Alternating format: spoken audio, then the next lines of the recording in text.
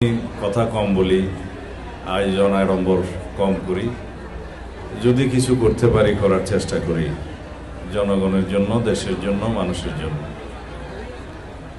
কারণ হায়াত খুবই সংক্ষিপ্ত।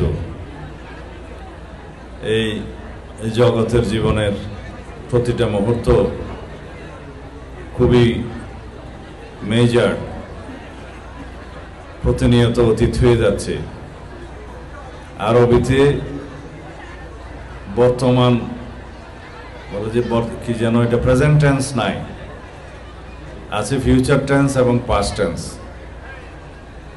যেটা হয়ে গেল পাস্ট টেন্স, আর যেটা প্রতি মুহূর্তে পাস হয়ে যাচ্ছে সেটার কোনো বর্তমান কাল নাই, সেটা ভবিষ্যৎ। যারা আরবি শিক্ষিত তারা জান মাদি মোদারে এইভাবে বলা। তো সেই জন্য মনে করতে হবে যাহা আজকে ভবিষ্যৎ তাহাই বর্তমান। বর্তমান প্রতি মুহূর্তে পাস হয়ে যাচ্ছে। এই আমি কয়েক মুহূর্ত আগে যা বললাম সেটা এখন অতীতকাল। তো সুতরাং ভবিষ্যতের প্রতিটা মুহূর্ত যাতে আমরা পরিকল্পিতভাবে ব্যয় করি, তাহলেই হবে আমার সকল শিক্ষার্থীর উদ্দেশ্যে আমার নসিহত। তাহলে আমরা ভবিষ্যৎ নির্মাণ করতে পারবো, নিজের, পরিবারের, সমাজের এবং রাষ্ট্রের। কথা কম বললে হয়তো আর দুই চার কথা বলতে পারবো। আমরা এমন ভবিষ্যৎ পরিকল্পনা করি যা আমাদের নতুন প্রজন্মের জন্য, তরুণ প্রজন্মের জন্য উজ্জ্বল ভবিষ্যৎ বিনির্মাণ করবে। আমরা এমন পরিকল্পনা করি যাতে আমরা সুপরিকল্পিতভাবে এই দেশটাকে সমৃদ্ধির দিকে এগিয়ে নিয়ে যেতে পারি। তার জন্য শিক্ষা ব্যবস্থা হচ্ছে সবচেয়ে মৌলিক ভিত্তি, যে শিক্ষা ব্যবস্থার সুষ্ঠু পরিকল্পনার মধ্য দিয়ে জাতিকে এগিয়ে নিয়ে যাওয়া যায়, জাতীয় সমৃদ্ধি অর্জন করা যায়। সেজন্য আমরা শুধুমাত্র ডিগ্রিধারী বেকার সৃষ্টির কোনো পরিকল্পনা করছি না। বর্তমান সরকারের শিক্ষা পরিকল্পনা আমরা ঘোষণা করেছি, 31 দফার ভিত্তিতে ঘোষণা করেছি, এবং আমরা সামনে যে পরিকল্পনা করব তার যে কর্মসূচি সেটা আমরা জাতির সামনে উন্মুক্ত করেছি নির্বাচনের আগে এবং এখনো। তা হচ্ছে আমরা কোনো বেকার সৃষ্টির জন্য শিক্ষা ব্যবস্থা প্রবর্তন করব না। সবাইকে কর্মক্ষম হাতে পরিণত হতে হবে এবং সবাই নিজের এবং দেশের জন্য একজন দক্ষ নাগরিক হিসেবে গড়ে উঠবে।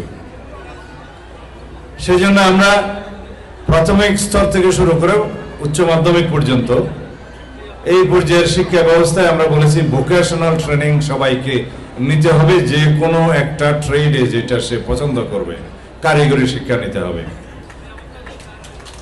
যে কোনো একটি অথবা দুটি বিদেশি শিক্ষা ভাষা শিখতে হবে, বাংলা ইংরেজির পাশাপাশি আরেকটি তৃতীয় ভাষা শিখতে হবে। যেই ভাষা শিক্ষার মধ্য দিয়ে সে দেশে এবং বিদেশে নিজের কর্মসংস্থানটা খুঁজে পাবে। এরপরে উচ্চশিক্ষার জন্য যারা মেধাবী হবে, উচ্চশিক্ষা করার জন্য উপযুক্ত থাকবে, যাদের ফলাফল ভালো হবে, তারা ডিগ্রি অর্জন করবে, মাস্টার ডিগ্রি অর্জন করবে, এমফিল করবে, থিসিস করবে, পিএইচডি করবে, শিক্ষকতা করবে, গবেষণা করবে। তাদের জন্য দ্বার অবারিত থাকবে। আমরা এখন কি করি? সবাই বিশ্ববিদ্যালয়ে পড়তে চাই, সবাই ডিগ্রি পাস হতে চাই, সবাই মাস্টার ডিগ্রি পাস হতে চাই, এবং ডিগ্রি অর্জনের পরে সবাই বেকার হয়ে যায়। তো সেজন্য সবাই মাস্টার ডিগ্রি অর্জন করার প্রয়োজন নেই। যারা শুধু রিসার্চ করবে, শিক্ষকতা করবে এবং বিভিন্ন বিষয়ে গবেষণার মাধ্যমে দেশের জন্য, মানুষের জন্য অবদান রাখবে, তারা উচ্চ শিক্ষা গ্রহণ করবে। আর যারা মাধ্যমিক, উচ্চ মাধ্যমিক এবং তার উপর পর্যায় পর্যন্ত ডিগ্রি পর্যন্ত পড়াশোনা করে নিজের কর্মসংস্থান এবং দেশের জন্য নিজে একজন দক্ষ নাগরিক হিসেবে গড়ে উঠতে চায়, তাদের জন্য সেই সুৎকার ব্যবস্থার আমরা প্রবর্তন করতে চাচ্ছি। সবাইকে প্রশিক্ষিত হাতে পরিণত হতে হবে। যদি আমরা 18 কোটি মানুষ 36 কোটি হাত যদি কর্মক্ষম হাতে পরিণত হই, তাহলে এই দেশের সমৃদ্ধি কেউ রুখে দিতে পারবে না। অর্থনৈতিক উন্নয়ন, নিজের উন্নয়ন, পরিবার এবং সমাজের সমৃদ্ধি নিজেই করতে পারবে এবং সমাজের জন্য বোঝা না হয়ে, লায়াবিলিটি না হয়ে, পরিবারের, সমাজের এবং দেশের জন্য সম্পদ হিসাবে নিজেকে সৃষ্টি করতে পারবে, প্রতিষ্ঠা করতে পারবে। সেই রকম শিক্ষা ব্যবস্থার কথা আমরা ঘোষণা করেছি। আমরা সেটা এখন চালু করব ইনশাআল্লাহ। তা আপনারা সামনে থেকে একটু সরে যান। আপনারা যদি সেই রকম পরিকল্পনার প্রতি সমর্থন থাকে, আপনারা দয়া করে সরকারকে সহযোগিতা করবেন পরিকল্পনা বাস্তবায়নে। আপনারা সবাই ঐক্যবদ্ধভাবে সহযোগিতা করবেন, কারণ অতীতের সনাতনী শিক্ষা ব্যবস্থার মধ্য দিয়ে আমরা শুধু কোটি কোটি বেকার যুবক যুবতী সৃষ্টি করেছি, যারা নিজেদের জন্য বোঝা হয়েছে, সমাজের জন্য বোঝা হয়েছে, পরিবারের জন্য বোঝা হয়েছে।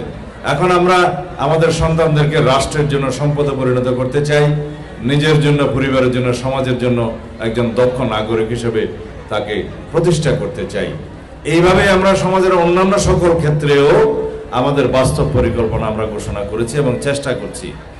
আপনারা দেখেছেন কিছুদিন আগে আমরা আমাদের প্রতিশ্রুতি অনুসারে নির্বাচনের আগে যে ইশতেহার আমরা লিখেছিলাম, যে 31 দফাতে আমরা সমস্ত কিছু মৌলিক পরিকল্পনা ঘোষণা করেছিলাম, তার মধ্যে সকল পরিবারের জন্য, যারা দরিদ্র পরিবার, সেই মায়েদের জন্য আমরা ফ্যামিলি কার্ডের প্রবর্তন করেছি।